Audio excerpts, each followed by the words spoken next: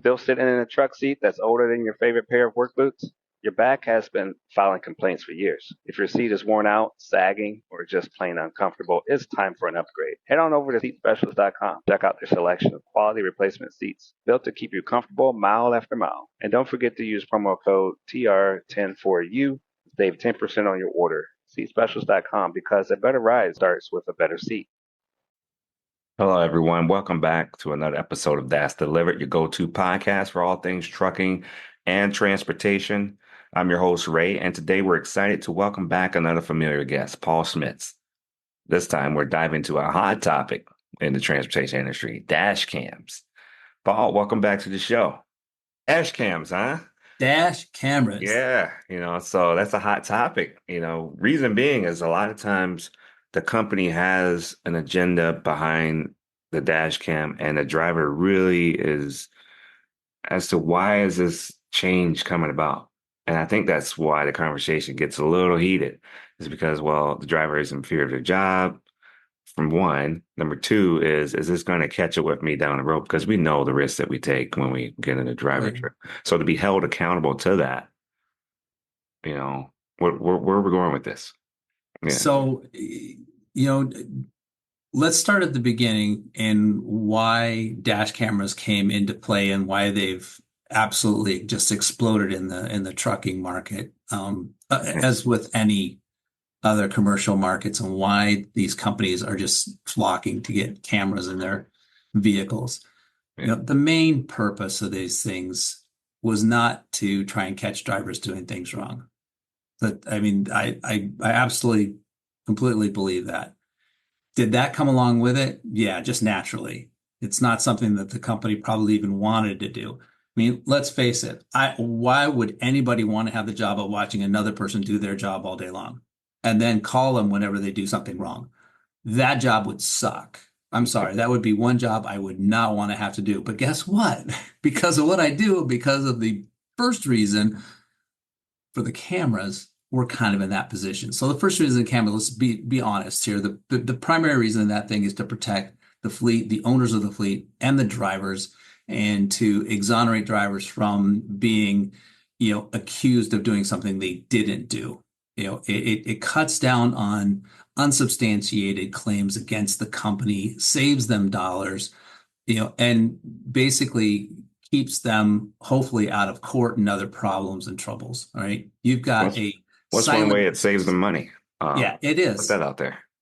It's a silent witness that just sits on the windshield waiting for its job to be fulfilled, as in, hey, this is what really happened. I don't care what that guy in the Corvette said versus your driver in your delivery truck. This is what we saw. How can you dispute video? I mean, if a picture's worth 1,000 words and you're shooting 60 frames a second and I got 50 seconds worth of video, that's a lot of words. Okay, that's going to testify to what really happened. So, I mean, in reality, the beginning of this was to protect.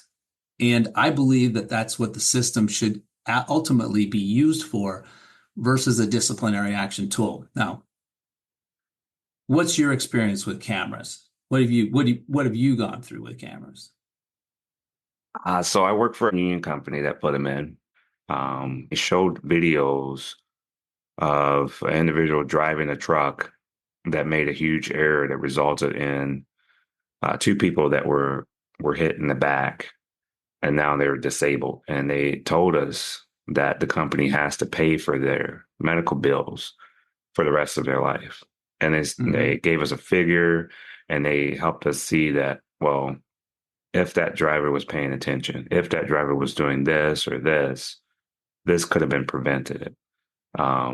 Granted, our take back was, well, that was a bad driver. And now we all have to suffer. But we did see the positive, but right away you see, man, we're paying for something that another driver made an error on for whatever reason is going on in that driver's life. So it seemed a little unfair.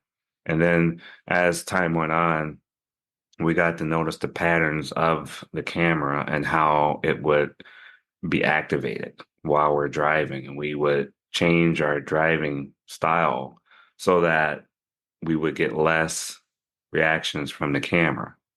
Right. And I'm not sure if that was good, because that camera was it would be initiated by bumps. So Oh, if there was a bump on the road, that camera would be activated for 5 seconds wow. behind and 15 ahead. Right. So you're kind of moving through, trying not to hit bumps.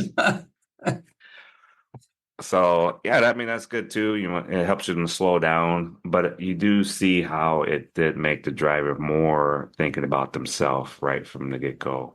They're not necessarily invested in the company like the owners are. Right.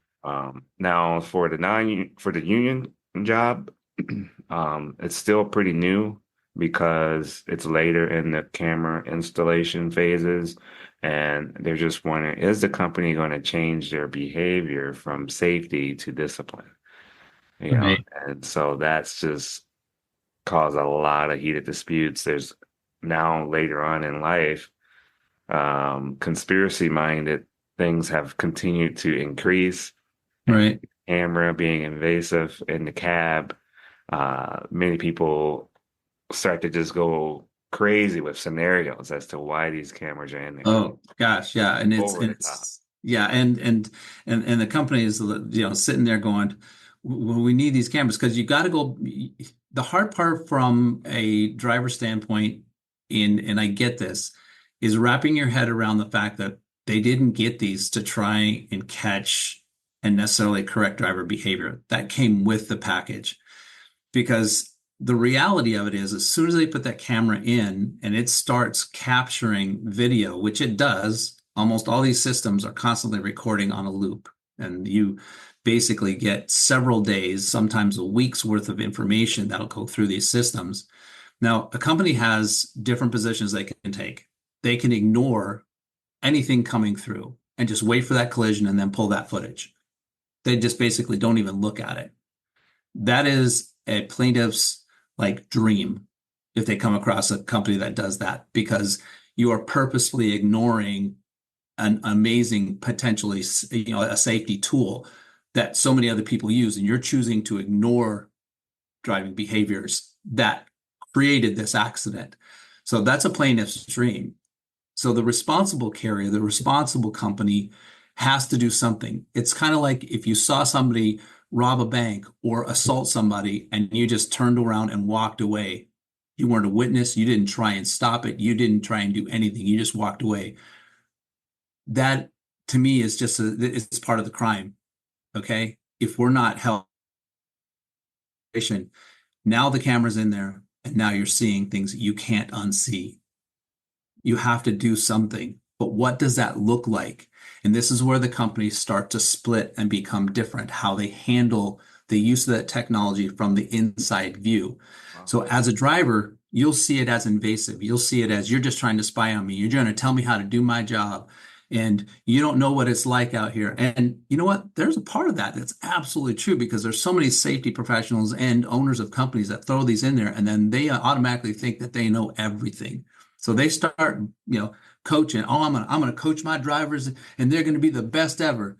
And some drivers work really well under that. Some drivers look at it and go, "I've been doing this 20 plus years. I got millions of miles on my bucket. I ain't had a single accident. I got no tickets. So what are you doing to me? Why are you all of a sudden don't trust me now?" Yeah. It is a battle that goes back and forth between company and driver. But when you break it down, the cameras have the ability to be an amazing tool to help us be better.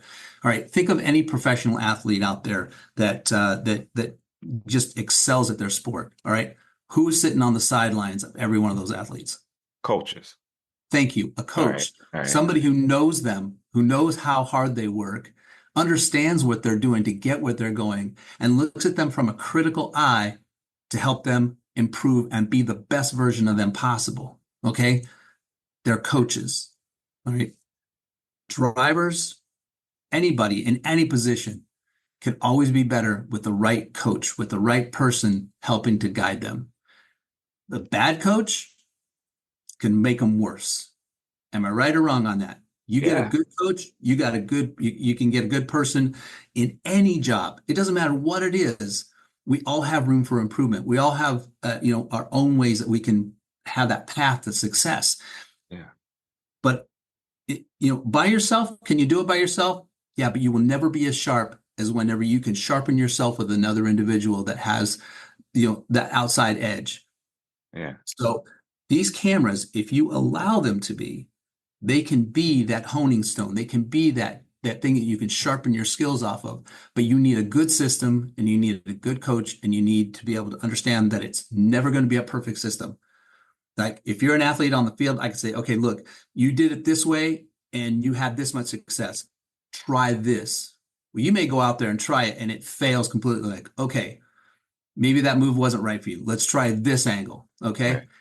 Just like in the cameras, none of them are perfect. They're going to have those bumps that cause those alerts, or they're going to have something in there that's not quite right.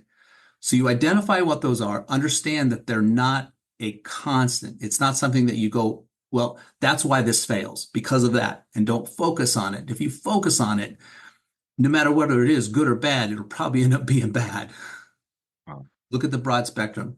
So I what like is the that. I like that illustration with the athlete because a lot of times they do the replay and they really critique themselves as what I could do next time. That's That's where the perfect. pictures and the videos help, right? In pro football, pro sports, they videotape everything and then they watch themselves over and over and over again. Drivers, you're no different. Watch what you're doing. Critically look at what you're doing and how it's being done and how you can actually make what you do even better each time you go out there and do it. See what other people are doing and how they're succeeding. It's not just holding a wheel. It's not just pushing pedals, right? It's not just rolling down the road.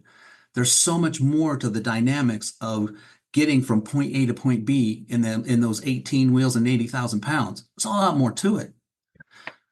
So the camera system, you want to look for, a way to get the company actually using it to enhance the driver's experience.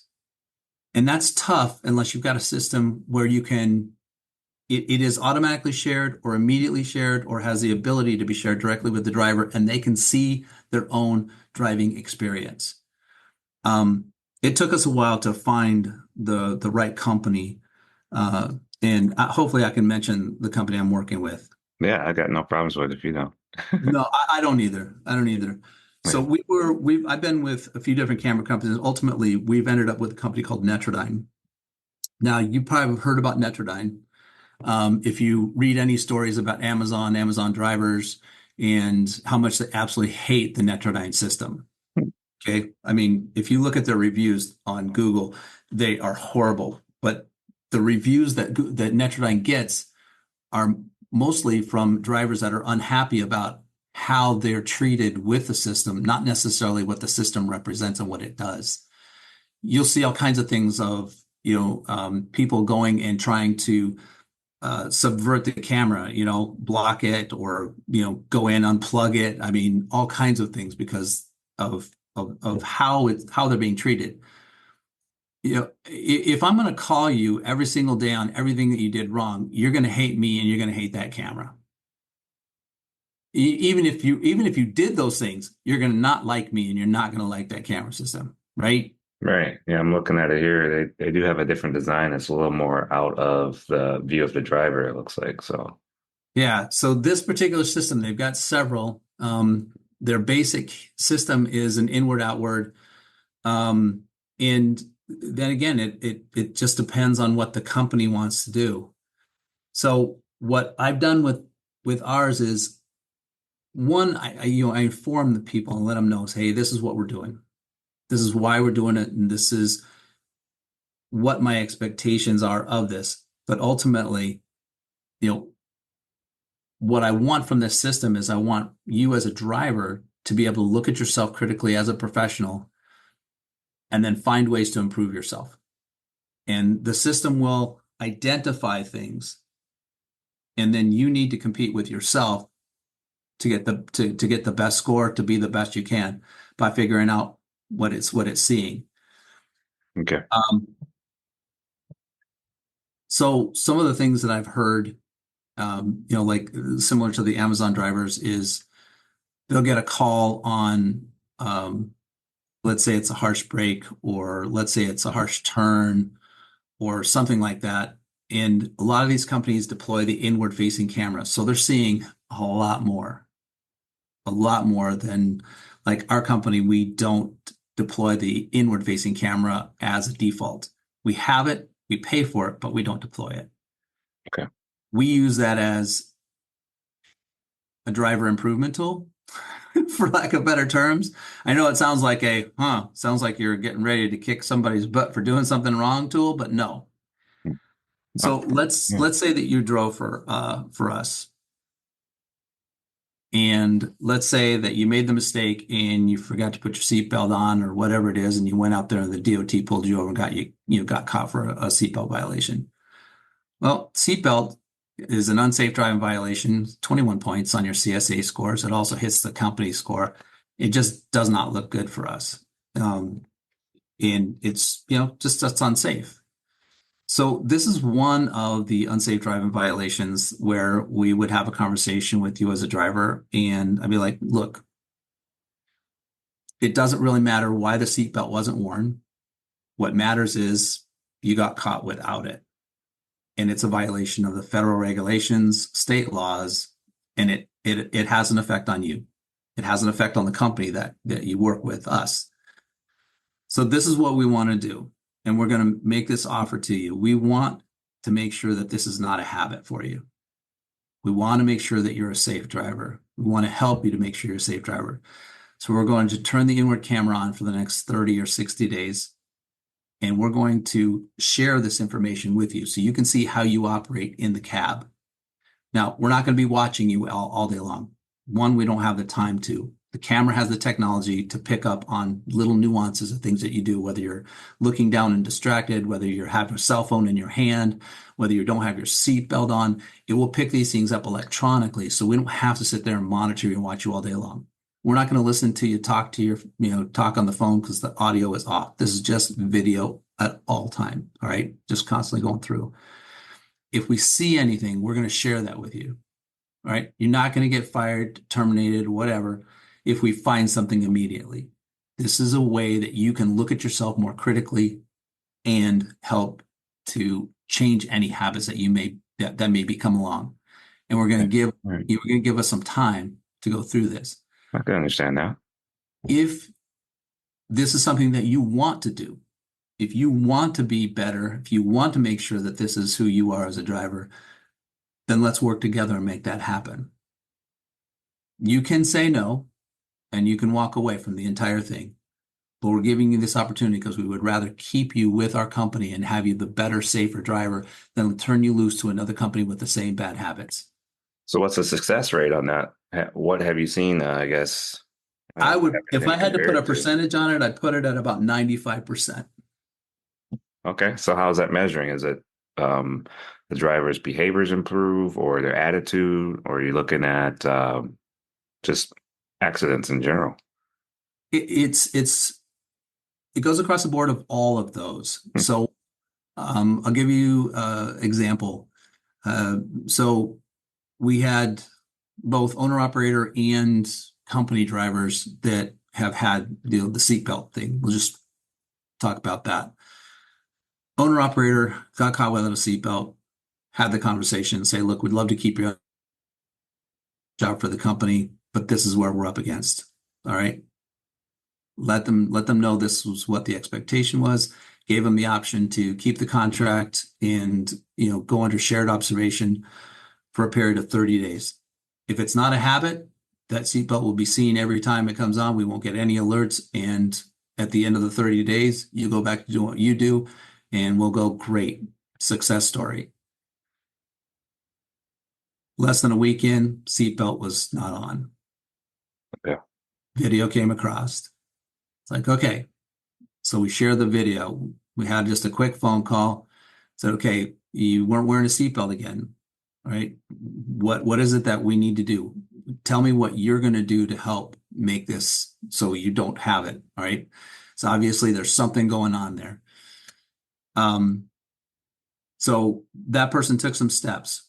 But what was very interesting is within that week, there were a lot of other videos triggered, distracted driving videos, this particular owner operator was actually conducting business while driving down the road. I mean, taking notes in a notebook.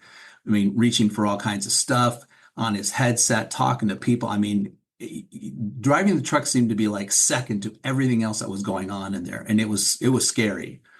It was Shoot. road scary. I was like, Yeah. unfortunately, the camera only showed me the inward side. I didn't even want to see what was going on around me. You could see cars passing in the mirrors, and then he was passing other cars at times.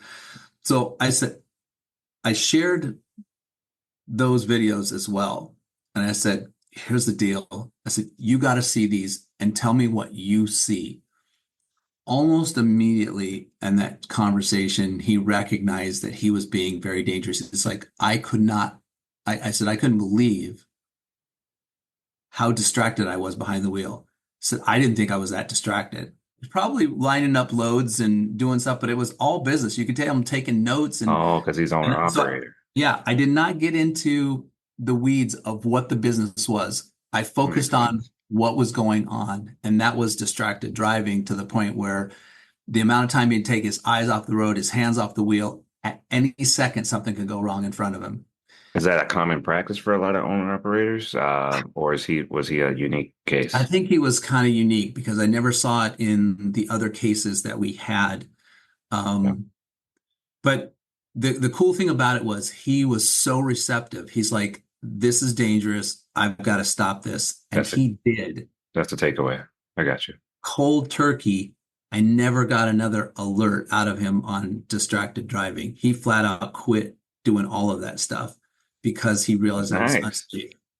So, I mean, that was a huge success case, And those were just conversations. They weren't dock and pay, dock and hours, none of that stuff. Nobody lost any time behind the wheel. He didn't lose any money.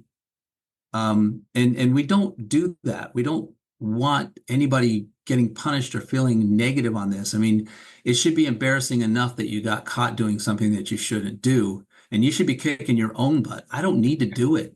Yeah. I don't want to do it. Yeah, it does touch the pride of a driver to be talked to about their behaviors. So, and that's why I try. Nothing. Yeah. Yeah. And that's why I try not to go down that road. You see it with this system, you take care of it. If I'm getting involved, it's because you're not. It's not because you can't, it's because you're not willing. On the other side, I think 2 out of, God, I don't know. There's probably been 40, close to 40 by now in the year that I've been doing this. There's only been 2 that I can recall that basically the attitude was, yeah, well, I'll try harder. So do you understand the dangers? What's going on there? Do you see this? Yeah, but is the answer I get. Yeah, but. And so here comes the excuse as to why they do what they do. And, ultimately it's like, I don't think you're understanding the danger that you put yourself and other people into with the behavior, such as, let's say it's tailgating really, really bad. It's a dangerous behavior. And ultimately the person didn't want to change. They felt they were one of those few that I've been driving for so long, and because I haven't had any accidents, because I haven't had any tickets, that means whatever I'm doing is absolutely 100% correct. I can't be wrong. Yeah. The unfortunate part is they've just been extremely lucky. Yeah. And what ultimately happens is they end up leaving the company and they don't see what they're doing, even though their peers, the other drivers all around them, are making changes and improving their behaviors behind the wheel and protecting lives out there. Every once in a while, there's one that won't. And it's a sad day. For me, it's a very sad day. I take this extremely personal when it comes to, these guys and these gals behind the wheel and what they've got to do. It's critical that they're there, but it's also critical that they do it right. Right. I mean, I tell the guys all the time, I said, you know what? You're the heroes out there. You're the heroes out there on the road. You're soldiers of the highway. You're protecting the economy of this country every single day that you're out there. If you're going to do it right. If you're going to be a hero, protect the lives of the people that you're serving because you're serving America. You are serving America in a very critical role. Don't do it, halfway. You do it all the way. Yeah. Otherwise, go find another job. And then maybe there's something else going on in their life that they feel out of control, and this is the one thing they want to hold on to. Maybe it's something psychological that's not the area to get that fix for that individual. Maybe it's something bigger going Yeah. on in their life. And we don't know that. And then here we are helping them with the dash cam. They could have been divorced, going through divorce, kids, and a whole bunch of home life that's falling apart. And this is the one thing I'm gonna hold on to. I could see that being a little deeper issue. Yeah, I absolutely can as well. And that's typically one of the directions that I will go is to try and determine, is there something else that's causing this to happen? I had a very recent conversation with a driver, and it seemed like every time we talked, it seemed angry. The tone and everything was angry.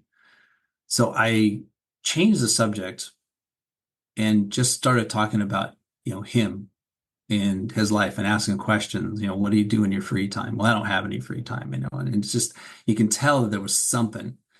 When it all boiled down, he, he needed somebody to listen and to be able to just vent and get some of this off because sometimes we carry around too much baggage and we put it on ourselves. We grab it, we put on it, we hang on to it.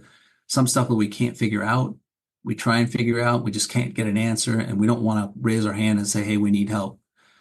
Sometimes all it takes is just another human being to give, to care, Yeah. to listen, and then not be judgmental. Just say, hey, I've been there, or, I'm with you, and, just have that ear.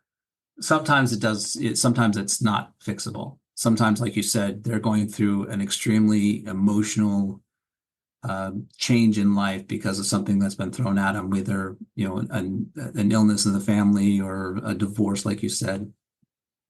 And they just can't get their head wrapped around that. And unfortunately, those things are dangerous in the head when you're trying to do a job as tough and critical as drive. Yeah.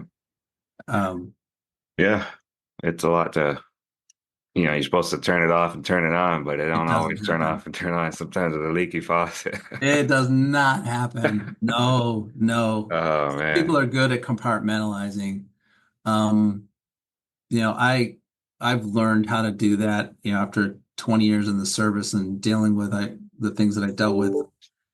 You come up with, when triggers happen, you come up with mechanisms built into to basically suppress that for a long enough time to get you through whatever it is that you're going through, and then you set aside time to deal with it.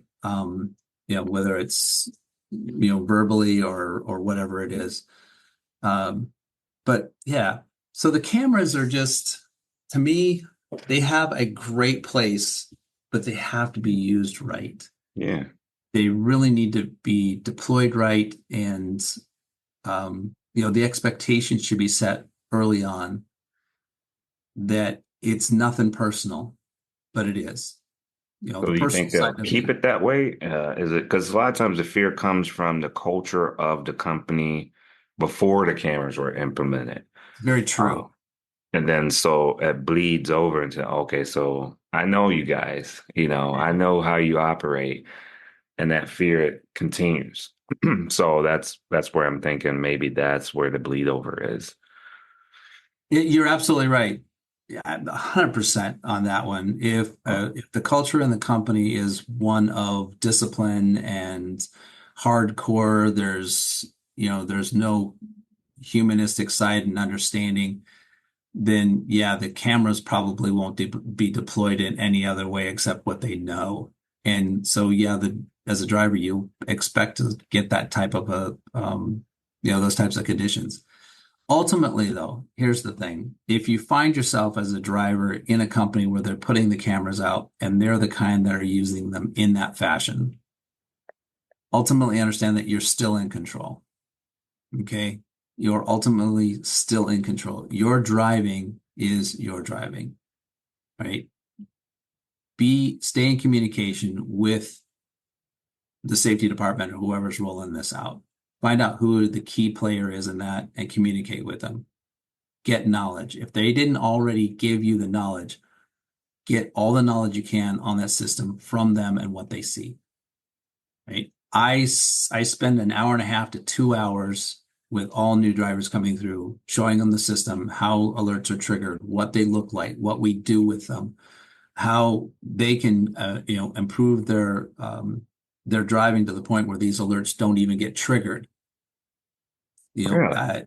I do all that information up front so that they have as little questions as possible. And then they all get the application, they get a chance to, test it out.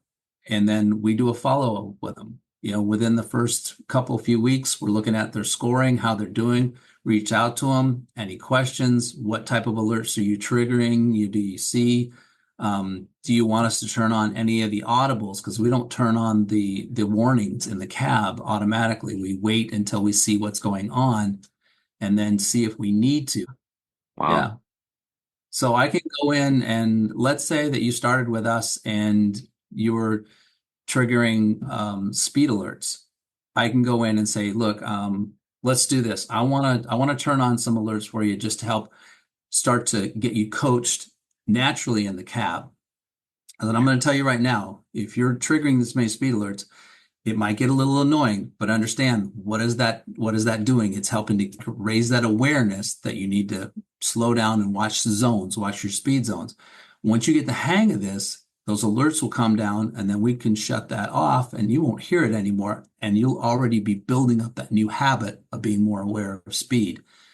All right. But we only do this under two conditions. One, you're having, you're basically saying, hey, look, I need some help and I want to get this figured out. I want to get this, I want to get licked. I want to be better.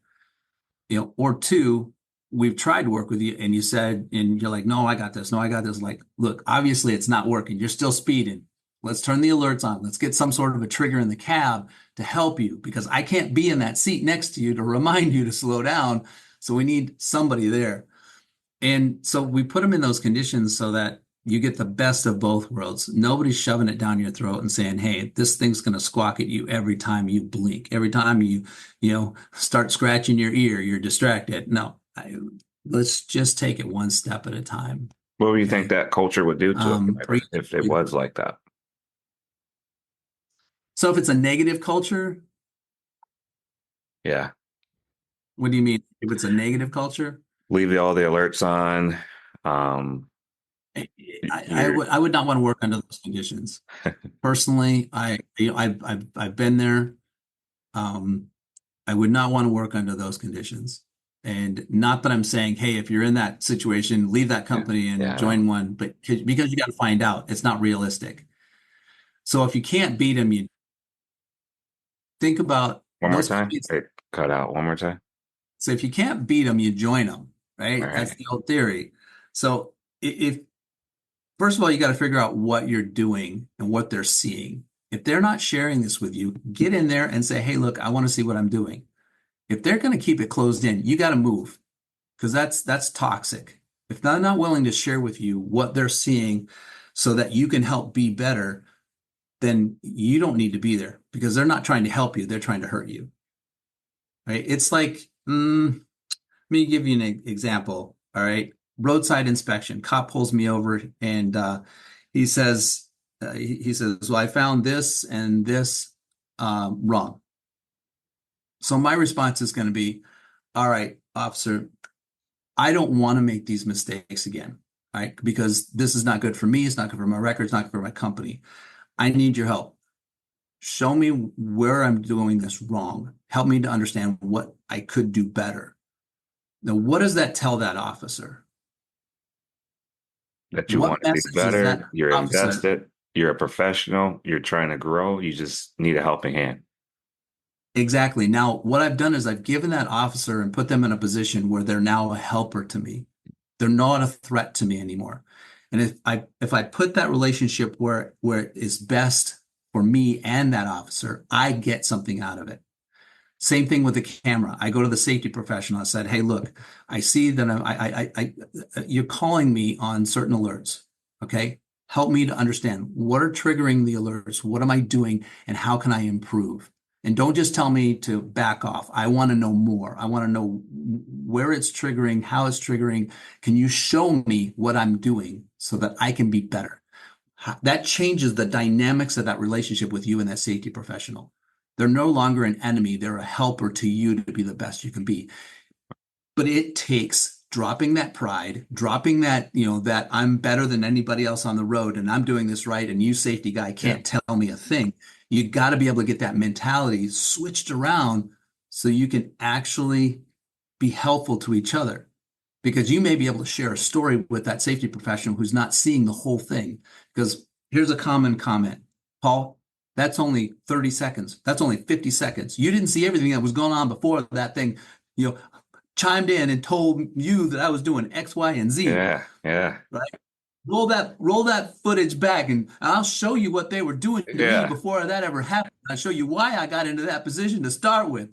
Like, all yeah. right, let's That's roll the it back. stuff. I'll take the time to pull all the footage and we'll watch minutes upon minutes. And I'm like, okay, tell me what you were thinking. Tell me what you saw. Tell me what you predicted. When you played the what if game, what were you thinking that person was going to do? Did they do it? Yes, no. What if you did this instead of that? We walk through the scenario and I'm like, I get it. People out there are jerks. They're going to tempt you, test you, and just trash your world. And then all I see is 50 seconds of bad driver. Yeah, It's yeah. not all that, you know. Yeah, If you get involved with your department, with the people that are running these programs, if you get directly involved with them and you don't try and fight it, it will do you good. It will help yeah. you, but you've got to take those steps. If you Don't don't run have a system away. like Net, Run yeah, toward if you bury your head in the sand, what's exposed? Your posterior, the rest. man. Yeah, Your posterior is just hanging right up in the air, yeah. The waiting to get plastic. hit. Okay, Yeah, so don't bury your head in the sand. Get your head up high in the clouds, up higher, so you can see what's going on, and keep your butt down low. yeah. Keep I your like head up that. high. Be observant. See what's going on. Be a participant in this and be a player in it. Be competitive with yourself. I don't know how else to spin it, man. Yeah. No, you're doing I great. I love I would love You're to. letting it flow out. That's some good stuff you're putting out there. Yeah, I mean the drivers are. I love you guys. I absolutely do from the heart. Oh, thanks. Um, Yeah, we love and a good and coach. How many years do you think? What would you say someone's qualified to coach on these videos, these dash cams? oh What's gosh, it's just not anybody that years. got a management or Yeah, no, no, no, no, just got no. their CDL? A person with CDL that's gone through it would be a great starting point because one, you've been on both sides of it. Okay. You've been an experienced participant in the world of crazy driving. Right. So you know what the other people can do and typically do. Now you've stepped back and you look at it. Okay. Now I got to be critical. I got to look at myself. If you can stop and judge yourself in how you drive, and you can find better ways to do things, then you could be a good coach. Now, part of being a good coach also is in communicating and understanding the other person. There has to be a bit of empathy and understanding what they're going through. You have to be able to communicate on a level that says, "Hey, look, you're not alone. Okay, I'm not here to hurt you. I'm going to listen. We're going to talk about this, and hopefully, in the end, you're going to hear something that's going to go." Aha, there it is. That's what I can do. I'm going to Yeah. try that one thing. And typically with most of the people that I work with, I say, do what you've been normally doing, except this one thing.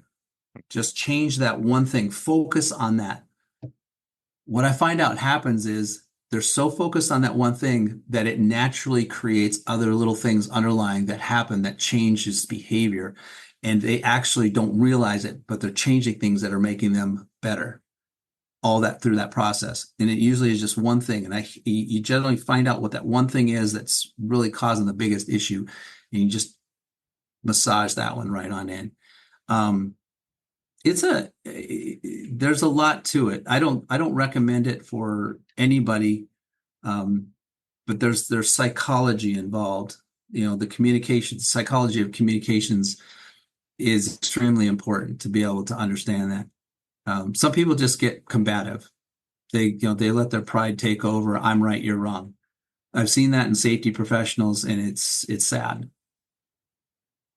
Whenever they start trying to just put a driver down for what they're doing, and instead of asking the questions, what made you do, what was the decision behind that? What did you do that one for? And then break it down. Because that's what you guys, as drivers, you should be doing that. I mean, I do it behind the wheel in my own car. When somebody does something, I mean, the what if game, you look at it and you say, okay, what can I have done differently or better? I still get a touch angry whenever I see somebody do something stupid on the road around me. But I've learned not to allow it to cause me to do any reaction. And so, okay, that just pissed me off. Okay, all right. Yeah, good on you. Haha. I'm in control now. Exactly.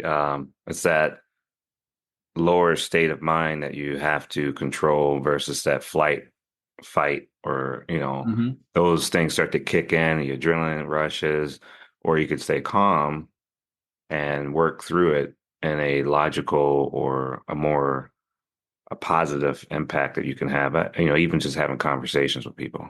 Just Oh, talk to absolutely. people. Yeah, I mean, Oh, some people absolutely. just want to be the posterior.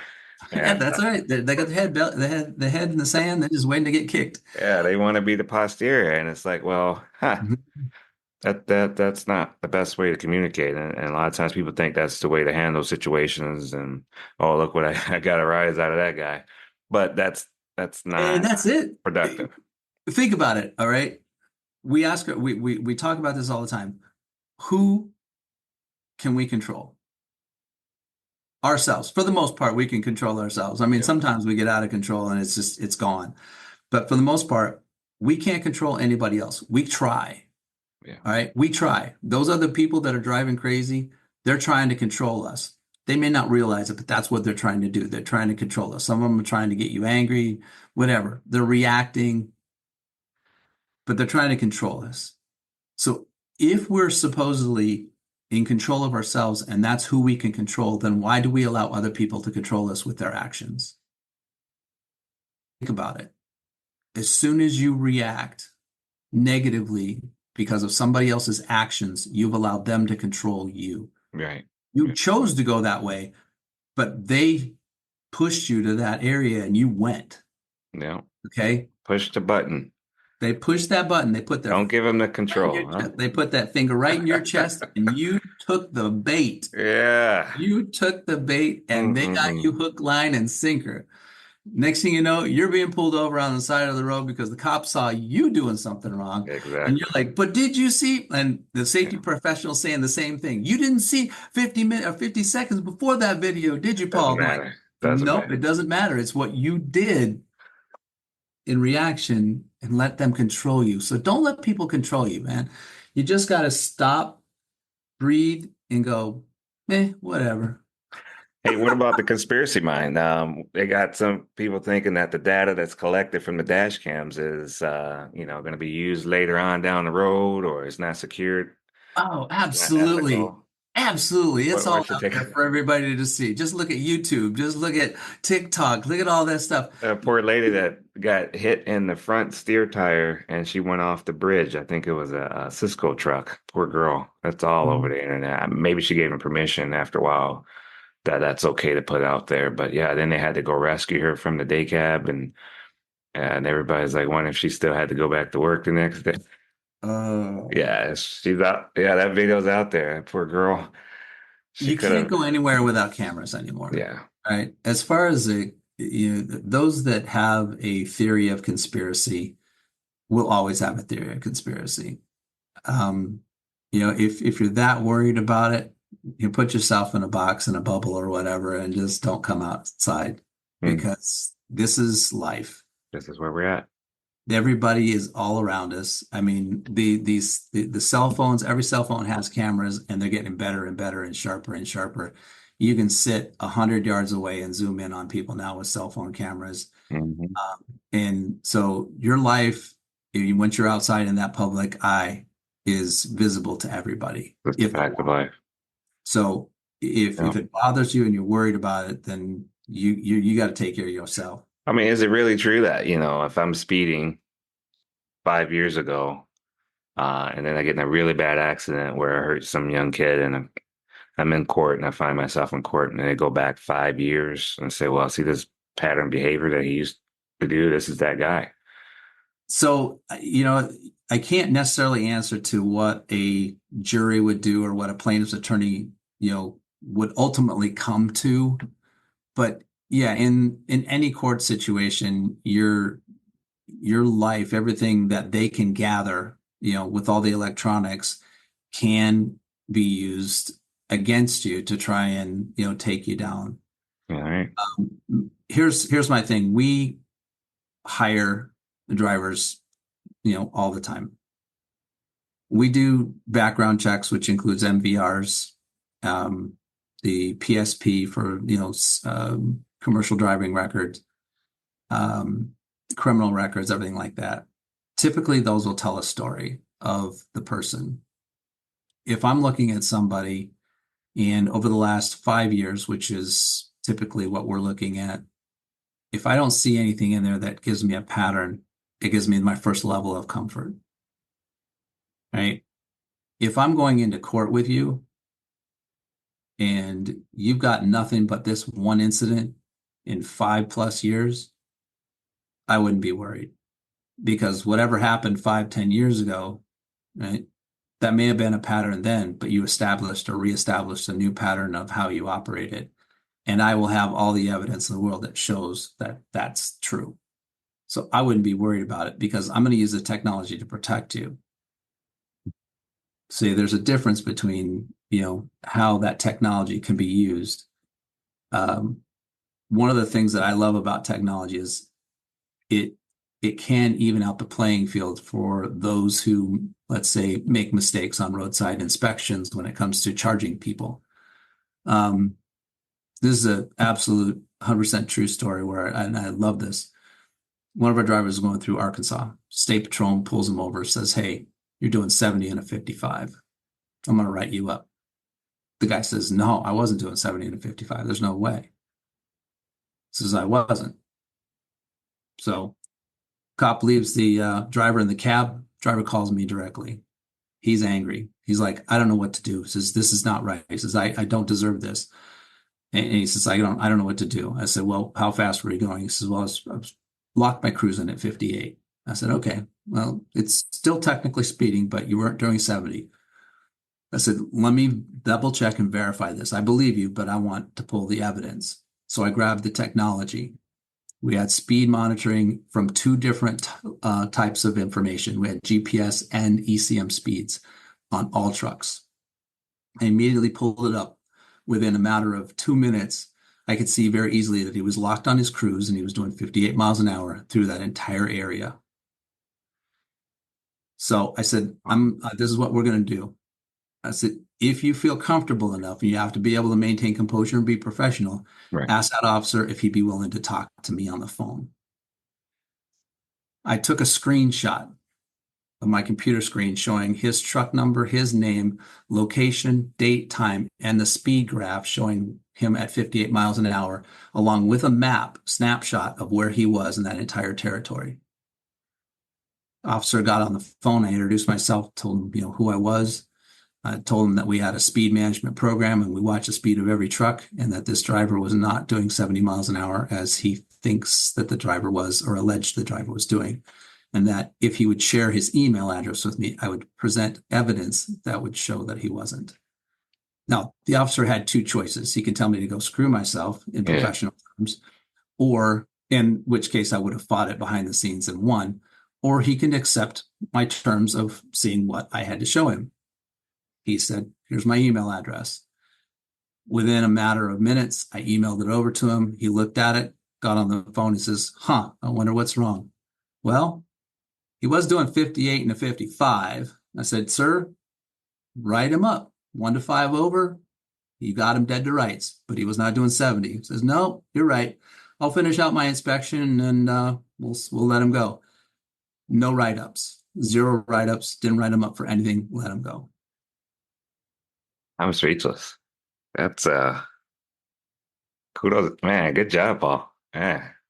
So that's where technology can help you, but it Wow. has to be in the right hands. It has to be in the hands of somebody that cares about, the drivers and the people that are, doing that job day in and day out. And they have to know it. You have to know it. You have to feel it. That connection That's with my drivers is important to me. I want them to understand that I will do everything in my power to protect them from stuff like that. wow. You're you're uh you're one of a kind. I hope that there's many more like you or that want to be like that. And I mean that touches my heart, the bond you have with your drivers. That's it's pretty cool. That's pretty Yeah, cool. I love it. Love it, man. Love it. Yeah. Gotta have something We you got love to do in life. yeah. That I think that helps you live longer. Each day you're hating life and you know, Oh, getting in arguments with people and right, like what kind of life is that? we we kind of got off track Wow. from the cameras, but good conversation, right? Yeah. Yeah. And I was thinking, some of these questions I was pulling is what do you think the futures of dash cam in the trucking industry? You think it's going to get like even more cameras or just more fine-tuned? I believe it's going to get better as far as more cameras.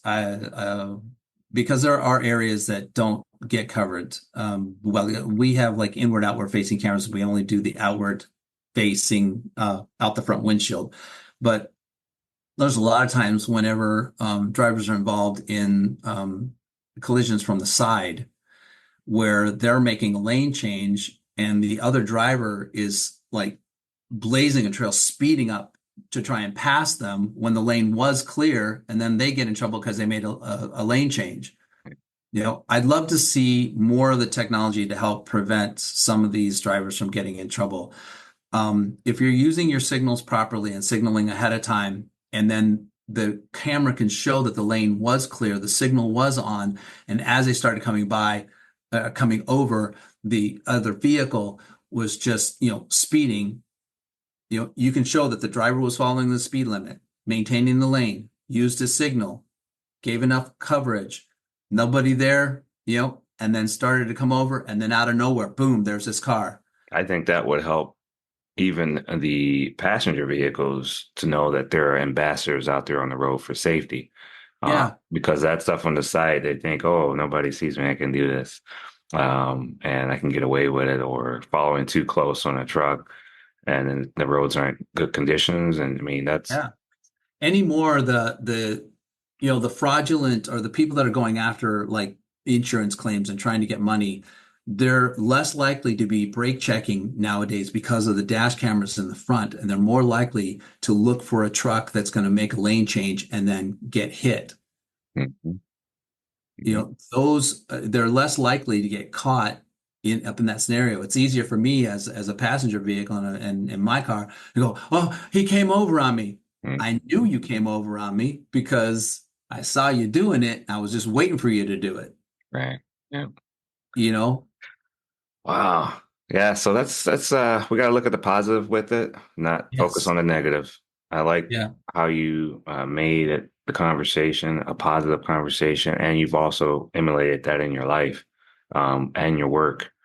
Just the fact that your family says that you should do a TikTok, that speaks volumes too, because that means they know you're going to put the right message out there. Man, it's a pleasure always talking with you, Paul, and I'm glad you wanted to come back and do another show. Absolutely, Ray. Yeah. Anytime, my friend. You just, you come up with a topic you want to talk about, and like my wife says, man, he's got the gift of gab. He never shuts up. Yeah, that's they put up with us, don't they? Yeah, they do, they do, they Yeah, my do. wife says the same thing. Well, that's why you do what you do. Yeah, yeah. So Good yeah, stay questions, true. good time. Yeah, it wraps it up. Thank you so much, Paul, for joining us today and sharing your insights on the important topic of dash cams. It was a pleasure having you back on the show. For our listeners who want to learn more, please get in touch with that'sdelivered.com, or you can listen to the podcast. We love anyone that reaches out and has any questions. We can have those questions answered right here on the show. Paul, you'll be happy to do that. That wraps it up for this episode of That's Delivered. Thank you for tuning in. And if you enjoyed this episode, make sure to subscribe, leave a review, share it with your friends. Until next time, Paul, it has been a pleasure. Thank you again. Absolutely. Absolutely. Thanks, Ray. Take care, All right. buddy. Stay safe out there. All right, brother. Yep. Bye. Bye. Are you a trucker looking for a safe and reliable place to park? Look no further than Truck Parking Club. With locations across the country, we've got the perfect spot waiting for you, whether it's daily or long-term parking. And right now, use promo code DELIVERED at checkout for an exclusive discount. Reserve your spot today at truckparkingclub.com and drive stress-free, knowing your parking is covered.